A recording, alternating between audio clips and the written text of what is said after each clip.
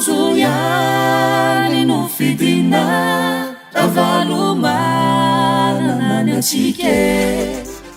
ravalomanana tojo itondra fanantenana ho anao fidio ravalomanana tojo larana faefatra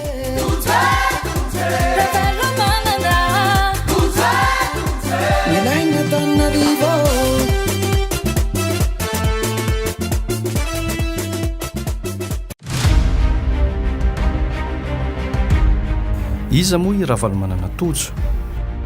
teraka teto arivo i ravalomanana tojo lehibe teto arivo izy 5 taona izy ankehitriny manambady mananjanaka zanaky ny filoha ravalomanana marika sy ravalomanana lalao nianatra tao amin'ny la providence mamasina izy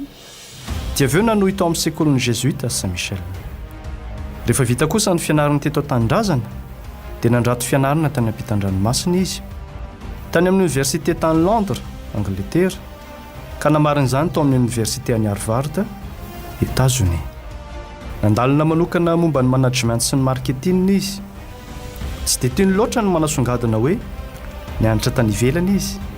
satria ny heveriny mantsy fa tsy zava-dehibe ho an'ny olona izany efa nisahana fitantanana orinasa maro izy nanana ny maizy azy ny filoha ravalomanana rainy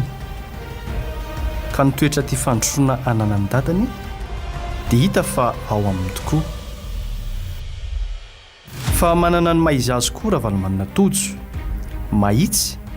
tsy mandinika amin'ny ampitsipiriany mba tsy ilazana hoe perfectionniste